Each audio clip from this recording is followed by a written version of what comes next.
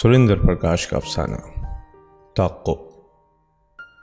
किताब बर्फ पर मुकालमा। मुसन्निफ सुरेंद्र प्रकाश। एक बार मेरे खुशपोश दोस्त ने भी इसका जिक्र किया था, लेकिन मैंने उसकी बात पर कोई खास ध्यान न दिया। सोचा था अक्सर ऐसा ही होता है कि जब कोई एक शहर का आदमी दूसरे शहर में आता है तो अपने शहर के बारे में ऐसे ही बढ़ा चढ़ा कर किस्से बयान करता है जिनसे कुछ सादा लोग इतने मुतासिर होते हैं कि रेलगाड़ियों में भीड़ बढ़ जाती है। लेकिन उस रोज जब मेरी बीवी ने वो दास्तान सुनाई, और फिर मौके मौके की बात होती है, चोट का मजा तो जब ही आता है जब लोहा गर्म हो, तो मैं उसके बारे में सोचने पर मजबूर हो गया। यह भी सच है कि उस वक्त तक मैं बिल्कुल टूट चुका था। कुछ दिन पहले मैंने एक अंग्रेजी फिल्म देखी थी जिसमें एक अजीब व गरीब पानी का जानवर तालाब में अपने करतब दिखाता था।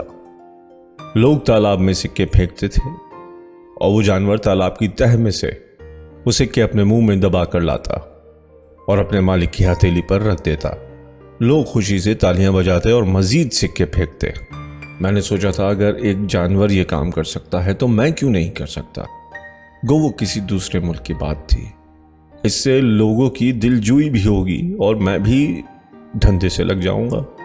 फिर सोचा अगर लोगों को ये पता चल गया कि जो काम दूसरे मुल्क में एक जानवर करता है यहाँ मैं कर रहा हूं तो बड़ी सुबकी होगी।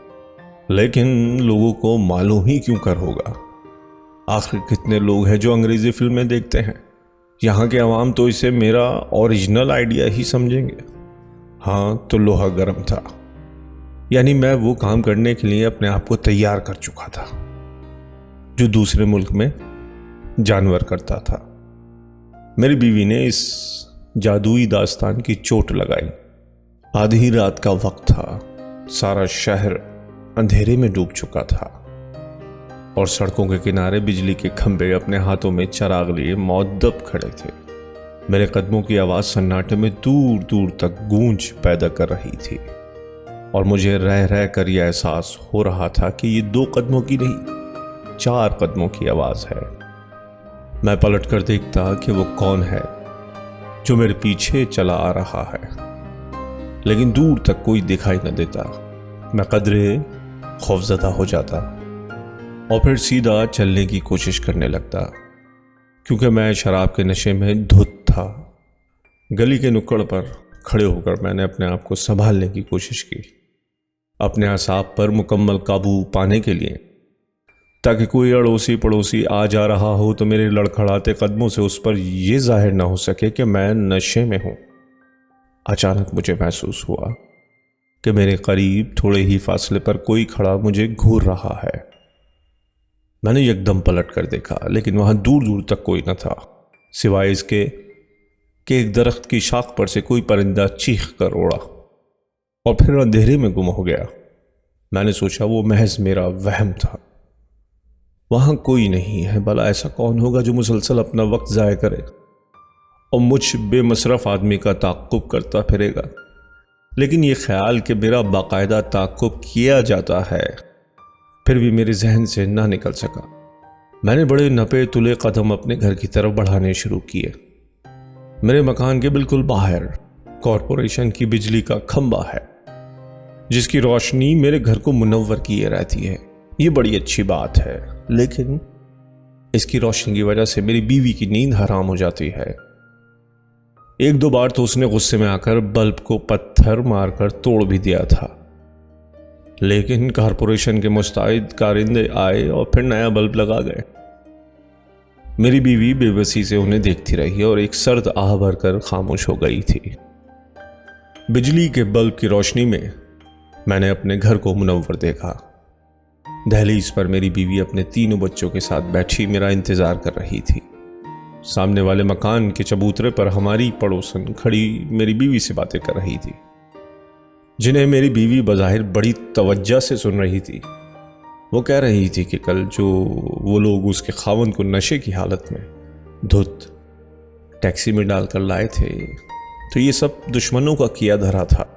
उन्होंने ज़बरदस्ती उसके खावंद को शराब पिला दी थी। ठीक कहती हो बहन, ये दुश्मन निगोड़े किसी के पीछे न पड़ जाएं, मेरी बीवी ने जवाब दिया। और अचानक मुझे ख्याल आया कि कोई मेरे पीछे पीछे चला आ रहा है। मैंने बौखला कर पीछे देखा, लेकिन वहां दूर दूर तक कोई न था। सिर्फ मेरे अपने कदमों की आवाज सारे में गूंज रही थी। मैं एक बार फिर संभल कर बिल्कुल सीधा चलने की कोशिश करने लगा। मुझे देखकर सामने वाले मकान के चबूतरे पर से वो पड़ोसन अंदर अपने घर चली गई। मेरी बीवी की गोद में सर रखे ऊँगते हुए मेरे बच्चों ने सर उठाकर मेरी तरफ देखा और मेरी बीवी उठ खड़ी हुई। मेरी बच्चियां मेरी टांगों से लिपट गई और मेरा लड़का थोड़े फासले पर खड़ा होकर मुझे घूरने लगा। जैसे ही मेरी आंखें उससे चार हुईं, मैं अचानक खौफ से कांप गया और मेरा सारा नशा हिरन हो गया। मेरी बीवी कहने लगी, सामने वाले बेघंट प्रसाद के पीछे दुश्मन बहुत बुरी तरह पड़ गए हैं। कल उन्होंने जबरदस्ती उसे शराब पिला दी थी। मेरा लड़का अंदर चुपचाप चला गया था। उसने मुझे कुछ नहीं कहा, लेकिन मैंने महसूस किया कि वो इतना बड़ा हो गया है कि उससे आंखें मिलाने के लिए मुझे अपनी पूरी जिंदगी की बेएतदालियों का जायजा लेना पड़ेगा। मैं आंगन में से होता हुआ आहिस्ता आहिस्ता कमरे की तरफ बढ़ रहा था। आंगन में मेरे कदमों की चाप उभरी तो अचानक बाहर गली में भी किसी के कदमों की चाप सुनाई थी। मैंने बच्चियों को टांग से अलग किया, तेजी से दरवाजे तक गया और झांक कर बाहर देखा। कॉरपोरेशन के बल्ब की रोशनी में मुझे अपने मकान से थोड़े फासले पर एक साया मंडलाता दिखाई दिया। गौर से देखा तो पता चला कि वो एक दराज कद आदमी है, जिसने सर पर फ्लैट हैट रखा हुआ है, जिसका अगला गोना पेशानी पर झुका हुआ है। उसने लंबा ओवरकोट पहन रखा है, जिसका रंग अंधेरे में पहचाना नहीं जा सकता। काली पतलून के नीचे स्याह बूट हैं, जिनकी एड़ियां जमीन से टकराकर आवाज पैदा करती हैं। वो बिल्कुल अंग्रेजी फिल्मों के डिटेक्टिव की तरह लग रहा था। उफ खुदाया, ये अंग्रेजी फिल्में हमारी जिंदगी में इस तरह क्यों घुसी चली आ रही हैं। मैं बड़बड़ाया और आवाज दी, कौन हो तुम? वो आदमी रुका और उसने पलट कर देखा। मारे खौफ के मेरी चीख निकलते निकलते रह गई। उस आदमी ने जिस तरह सफेद दस्ताने पहन रखे थे, वैसे ही सफेद बैंडेज उसके चेहरे के गिर्द लिपटी हुई थी। मुझे फौरन ख्याल आया, ये तो H.G. वेल्स का इनविजिबल मैन है, जिसकी फिल्म आजकल टेलीविजन पर किश्तवार दिखाई जा रही है। उफ खुदाया, फिर वही अंग्रेजी फिल्म। मेरे जहन में मेरी आवाज गूंजी और इससे पेशतर कि मैं खौफ के मारे दरवाजा बंद कर लेता, वो आदमी तेजी से भागने लगा और फिर गली के आखिरी सिरे पर पहुंचकर अंधेरे में गुम हो गया। उसके भागते हुए कदमों की आवाज गूंजी और फिर आहिस्ता आहिस्ता दूर जाकर खत्म हो गई। मैंने दरवाजा बंद किया और अंदर की तरफ पलटा। कौन था? मेरा बेटा सामने खड़ा मुझसे पूछ रहा था। मालूम नहीं, शायद इनविजिबल मैन था। मैंने बताया और चोर नजरों से उसके चेहरे पर देखकर अंदर की तरफ बढ़ गया। कॉरपोरेशन के बल्ब की रोशनी में मेरे बेटे का चेहरा साफ दिखाई दे रहा था। उसकी नजरें मेरे अंदर तक धंसती जा रही थी। मैं बिस्तर पर लेटा हुआ सिगरेट का धुआं उड़ा रहा था। बच्चे सब सो गए थे और मेरी बीवी घर के काम काज से निपट कर तौलिए से हाथ पोंछती हुई मेरे बिस्तर पर आ बैठी। मैंने अपना हाथ बढ़ाकर उसका शाना सहलाना शुरू किया। उसने पलटकर मेरे चेहरे पर देखा, फिर कदरे मुतफक्किर होकर बोली, ये आपकी आंखों में डर कैसा है? डर नहीं तो। मैंने अपना चेहरा दूसरी तरफ फेरते हुए कहा और सिगरेट का टुकड़ा एस्ट्रे में कुचल दिया। बत्ती बुझा दूं? बत्ती? नहीं। हाँ बुझा दो, बुझा दो। मैंने बेध्यानी से जवाब दिया कि मेरे हलक में हकलाहट के हल्के हल्के झटके से लगे। उसने बत्ती बुझा दी। लोहा गर्म था, बस एक ही चोट में काम हो गया। तब उसने बताया कि मेरे उस खुशपोश दोस्त का बताया हुआ किस्सा अब जबान ज़द आम व खास हो चुका है और अक्सर लोग उसके बारे में जानकर यकीन करने लगे हैं। और कुदरती है कि रेलगाड़ियों में भीड़ बढ़ गई होगी। इस नए शहर में अपने उस खुशपोश दोस्त को ढूंढ निकालना जो बड़ा जोखिम का काम था। अक्सर लोग खुश लिबास थे और दूर से एक ही से लगते थे। बस फर्क उस वक्त महसूस होता जब पता चलता कि दोस्त नहीं हैं, सिर्फ खुश लिबास हैं। इस काम में मुझे 1 बरस लग गया और 1 बरस के बाद भी दोस्त ना मिला। सिर्फ उसके बारे में खबर मिली कि अरसा हुआ वो मर चुका है। उसका मर जाना कोई ऐसी हैरानकुन बात न थी कि लोग मरते ही रहते हैं। यह अलग बात है कि अपने अजीज के मरने का गम हमें जिस तरह उठाना पड़ता है वो सिर्फ हम ही जानते हैं। हैरानकुन वो सूरत हाल थी जिसमें उसने जान दी। वो किस्सा नाकाबिले यकीन ज़रूर था, लेकिन उसकी तफसील इस किस्से से मिलती जुलती थी जो उसने एक बार मुझे सुनाया था, और फिर मेरी बीवी ने भी शायद, जिसकी तायीद की थी, और जिसमें एक औरत का जिक्र था। शक्ल सूरत मालूम होने के बावजूद इतने बड़े शहर में उस औरत को ढूंढ निकालना आसान काम न था। सहूलत की सिर्फ एक यही बात थी कि सब ने बताया था जिधर से वो गुजरती है उसके पीछे अनगिनत लोग चल रहे होते हैं, और इस तरह के किसी को शक तक न हो कि वो सब उस औरत का ताक़ुब कर रहे हैं।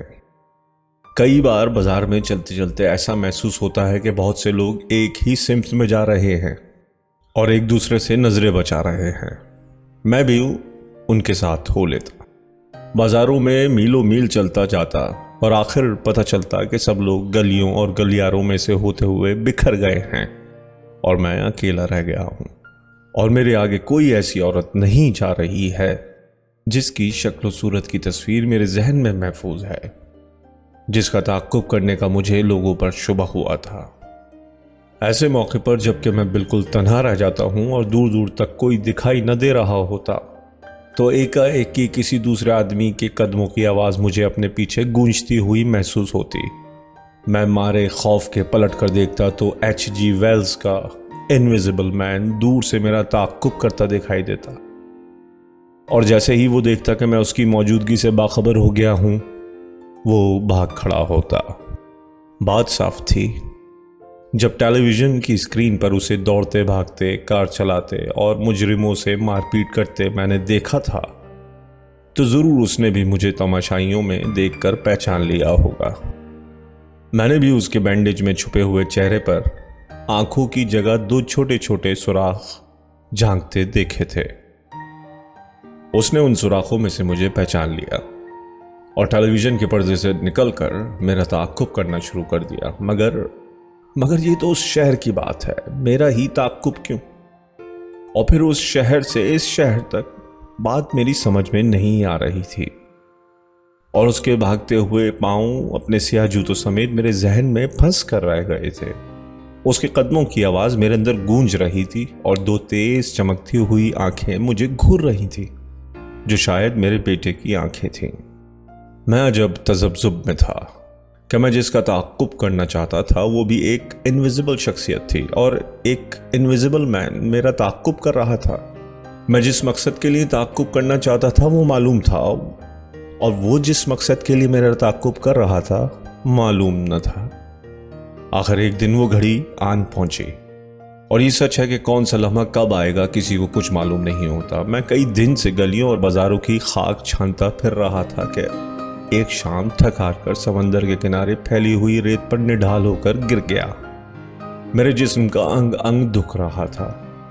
नरम नरम रेत ने मुझे कदरे सुकून पहुंचाया। हल्की ठंडी हवा का एक झोंका आया और मेरी आंख लग गई। एकाएक ही शोर बुलंद हुआ। मैंने देखा बहुत से लोग अपने सरों पर देवताओं की मूर्तियां उठाए समंदर की तरफ बढ़ रहे हैं, और देवताओं की हम्दो सना गाते हुए इन मूर्तियों को समंदर में विसर्जन करते हैं, और शोर मचाते हुए सर झुकाकर एक तरफ खड़े हो जाते हैं।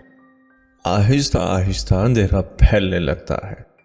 मूर्ति विसर्जन करने वाले लोग एक एक करके अपने घरों को लौटने लगते हैं। साहिल पर लहरों की सरगम के अलावा और कोई आवाज न थी। मैं लेटे लेटे ये सारा मंजर देखता रहा। मैंने वो चहल पहल भी देखी थी, वो धुन धलके में मंतर पड़े जाने की आवाज़ें भी सुनी थीं, और अब अंधेरे में इस खामोशी को भी महसूस कर रहा था। लहरें आगे बढ़कर चुपचाप साहिल पर फैल जाती। मैं दूर, बहुत दूर समंदर की वसअत और अंधेरे के संगम में खो चुका था कि अचानक मेरे कानों में किसी के कदमों की चाप सुनाई दी। मैं डर गया। जरूर ये वही इनविजिबल मैन होगा, मैंने सोचा, और झट से अपनी नजरें घुमाकर दूसरी सिम देखा। वहां कोई नहीं था। मैंने नजरें फिर समंदर की वसअत में गाड़ दी। मुझे आहिस्ता आहिस्ता शड़ाप शड़ाप की मध्यम सी आवाज सुनाई दी। और फिर हद्दे नजर पर अंधेरे में एक रोशन सा नुक्ता उभरता नजर आया जो लम्हा ब लम्हा बड़ा होकर करीब आता जा रहा था। वो एक अधेड़ उम्र की औरत थी जिसके चेहरे पर जवानी अभी अपनी पूरी आबोताब के साथ मौजूद थी। वो सर से पांव तक हीरे जवाहरात से जड़े जेवरात से लदी हुई थी और उसका लिबास उन देवियों जैसा था जिसका जिक्र देव कथाओं में आता है। जब वो करीब से गुजरी तो मैंने गौर से देखा। मेरी आंखें खीरा हो उठी और एक कूंदा सा मेरे जहन में लपका। वो बिल्कुल वही औरत थी जिसका जिक्र मेरे उस खुश लिबास मरहूम दोस्त ने किया था और फिर मेरी बीवी ने उसकी तायीद की थी। तो गोया इस तिलिस्मी दास्तान का आगाज हो गया। मैंने सोचा और उठकर उस औरत का ताक्कुब शुरू कर दिया, बिल्कुल उसी अंदाज से जिस अंदाज से कि मेरा ताक्कुब H.G. वेल्स का इनविजिबल मैन एक अरसे से कर रहा था। साहिल पर से गुजरती हुई वो औरत एक सड़क पर चलने लगी। अजीब शाहाना चाल थी, गर्दन बिल्कुल अकड़ी हुई, निगाहें बिल्कुल सीधी जैसे मुस्तकबिल पर टिकी हों। वो बिल्कुल बेपरवाह और बेनियाजाना चल रही थी कि अचानक मुझे महसूस हुआ कि वो लोग जो उस रोज गलियों और गलियारों में बिखर कर गुम हो गए थे और वो लोग जो अपने देवताओं की मूर्तियां समंदर में विसर्जन कर गए थे, सब न जाने कहां से और कैसे आ गए और चुपचाप उस औरत का ताक्कुब करने लगे और अपनी इंतहाई कोशिश कर रहे थे कि किसी को इस बात की कानो कान खबर ना हो। अजीब हालत थी। वो दास्तान जिसकी तफसील मुझे कई बरस पहले बताई जा चुकी थी मेरे नजरों के सामने अपनी पूरी जुजियात के साथ दोहराई जा रही थी। बिल्कुल वैसे ही हो रहा था जैसे कि बताया गया था। हत्ता कि समंदर के किनारे बना हुआ वो किला दिखाई देने लगा जिसकी तर्ज तामीर के बारे में मुझे पहले से इल्म था। उसकी दीवारों का रंग मौसम के असर से बिल्कुल वैसा ही हो गया था जैसा कि मुझे पहले से बताया गया था। भीड़ हर लम्हा बढ़ रही थी। वो औरत पलट कर देखे बगैर चली जा रही थी। फिर अचानक वो किले की दीवार के सामने जा खड़ी हुई। उस दीवार में कोई दरवाजा न था, लेकिन औरत को देखते ही दीवार ने एक जोरदार सांस ली और उसका सीना गार की तरह खुल गया और औरत बढ़कर उस खला में समा गई। सब तरफ एक कोहराम समझ गया।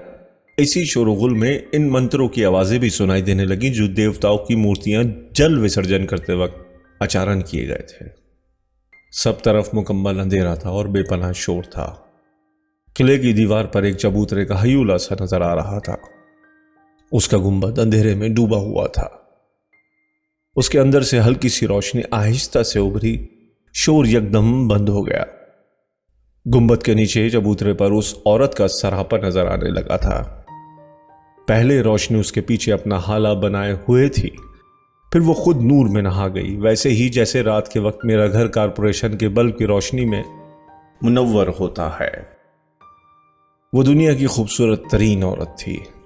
मैंने ऐसा पुरवकार हुस्न आज तक नहीं देखा था। रोशनी गोया उसके वजूद में से फूट फूट कर दूर दूर तक फैल रही थी और इस रोशनी में लोगों का बेपनाह हुजूम सायों की तरह नजर आ रहा था। उस औरत ने अचानक अपने जेवर उतारने शुरू किए और फिर चंद जेवर पूरी ताकत से हुजूम की तरफ फेंक दिए। जेवर इस तरह लोगों की तरफ लपके थे जैसे रोशनी की किरणें लपकी हों। इन जेवरों को उठाने के लिए लोग झपटे। देखते ही देखते कयामत का मंजर नजर आया। वो एक दूसरे के साथ गुत्थम गुत्था हो रहे थे। चीखो पुकार बुलंद हुई। वो औरत आहिस्ता से चबूतरे से उतरी और अंधेरे में गायब हो गई। अचानक मेरे जहन में ख्याल पैदा हो गया और मैं बेतहाशा भागता हुआ किले की पुश्त पर पहुंच गया। मैंने देखा संगीन दीवार में जगह जगह छोटे छोटे झरोके बने हुए थे। मैं उन झरोकों में पांव और हाथ जमाता हुआ दीवार के ऊपर चढ़ने लगा, हत्ता कि मैं दीवार के ऊपर बनी हुई चौड़ी सड़क पर पहुंच गया। मैंने बगैर कुछ सोचे समझे उस सड़क पर भागना शुरू किया। एक जगह से सीढ़ियां नीचे को जाती थी। मैंने सीढ़ियों ऊपर से उतरना शुरू किया और एक गलियारे में से होता हुआ एक बहुत बड़े हॉल में पहुंच गया। वो हॉल सदियों पुराने फर्नीचर और आराइशी सामान से बड़े शाहाना ठाट बाट से सजा हुआ था और बिल्कुल खाली था। मैंने इधर उधर नजरें घुमाकर देखा। वो औरत कहीं नजर नहीं आ रही थी। हाँ, उसका देव कथा की देवियों जैसा लिबास एक खूंटी पर टंगा हुआ था। दूर एक ड्रेसिंग टेबल था जिस पर उसके जिस्म के बाकी मानदा जेवर पड़े फानूस की रोशनी में जगमग कर रहे थे। वो औरत कहाँ गई, मेरे जहन में सवाल उभरा।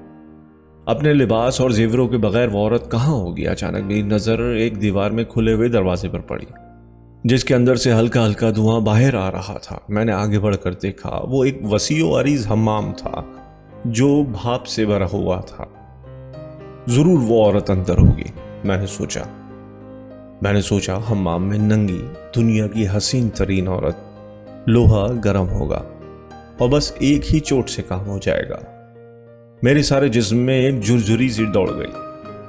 मैंने पागलों की तरह इधर उधर घूमकर उसे ढूंढना शुरू किया। काफी देर गुजर गई। वो हम्माम भूल भुलैयों जैसा था और सब तरफ भाप भरी पड़ी हुई थी। आखिर इस भाप में मुझे वो औरत दिखाई दी। मैं उसकी तरफ आहिस्ता आहिस्ता बढ़ने लगा। वो मादरजाद नंगी थी और भाप में गुस्ल कर रही थी। मैं जब उसके करीब पहुंचा तो मेरी हैरानी की इंतहा न रही। वहां वो औरत न थी। एक दीवार पर उस औरत की तस्वीर बनी हुई थी, बिल्कुल मादरजात नंगी औरत की तस्वीर। सारी बात मेरी समझ में आ गई। मेरे उस खुश लिबास दोस्त की मौत इस किले की दीवार पर से कूद कर हुई थी। जाहिर है वो तस्वीर के इस तिलिस्म का शिकार हो गया होगा। उसकी समझ में तस्वीर से औरत और औरत से तस्वीर बनने का ये मुअम्मा ना आया होगा। वो घबरा कर भागा होगा और आखिर उसी दीवार पर से गिरकर मर गया होगा, जिसे वो फांद कर इस हम्माम तक पहुंचा होगा। मैं आहिस्ता से उस भाप भरे हम्माम से फिर हॉल में आया। खूंटी पर से वो कीमती लिबास उतारा और उसमें हीरे जवाहरात में जड़े हुए वो जेवरात बांधे और अंधेरे की तरफ बढ़ने लगा। मैंने किले की दीवार के पास अनगिनत लाशें पड़ी देखी और किले को उनकी मौत पर अफसोस से अपने हाथ मलते देखा और आहिस्ता आहिस्ता चलते हुए आगे बढ़ने लगा। मैंने कपड़ों और जेवरों की पोटली को खोलकर देखा। अब मेरे पास बहुत कुछ था, बाकी मानदा जिंदगी का तहफ़्फ़ुज़। मैंने सोचा अब मैं अपने बेटे की तीखी नज़रों के सामने शर्मसार नहीं होऊंगा। मेरी बच्चियां घबराकर अंधेरे में मेरी टांगों के साथ नहीं लिपटेंगी। मेरी बीवी के दुश्मन मुझे कभी ज़बरदस्ती शराब नहीं पिलाएंगे। अचानक मेरे करीब किसी के कदमों की आवाज़ गूंजी। मैंने बगैर किसी खौफ के पलट कर देखा। थोड़े ही फासले पर H.G. वेल्स का इनविजिबल मैन मुझे खड़ा घूर रहा था। मैं ये देखकर हैरान हुआ कि अब वो ये जानकर भी कि मैंने उसे देख लिया है, भागा नहीं है। मैंने पोटली फिर से बांधी और आहिस्ता आहिस्ता उसकी तरफ बढ़ने लगा। करीब और करीब, बिल्कुल करीब। मेरे और उसके दरमियान फासले नाम की कोई चीज न रह गई थी। मैंने अपना दायां हाथ बढ़ाकर उसके कंधे पर रख दिया। उसके जिस्म में कोई हरकत पैदा न हुई। मैंने उसके चेहरे पर देखा। उसके बैंडेज में लिपटे हुए चेहरे में से दो आंखें मुझे बराबर घूरे जा रही थी। मैंने हाथ बढ़ाकर उसका हैट उतार फेंका, फिर उसके हाथों के सफेद दस्ताने, फिर उसका लंबा ओवरकोट, हत्ता कि उसके जिस्म पर से मैंने तमाम लिबास नोच डाला।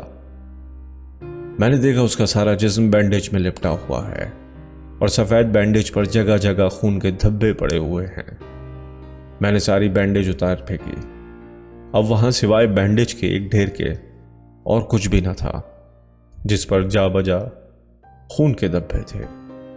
मैंने हैरानी से उसके लिबास और बैंडेज के ढेर को देखा। उसका कहीं नामो निशान न था। मैं सन्नाटे के आलम में खड़ा था। अचानक मुझे महसूस हुआ कि दो गैर मरई हाथ मेरी तरफ बढ़े हैं और उन्होंने आहिस्ता आहिस्ता मेरा लिबास उतारना शुरू किया है।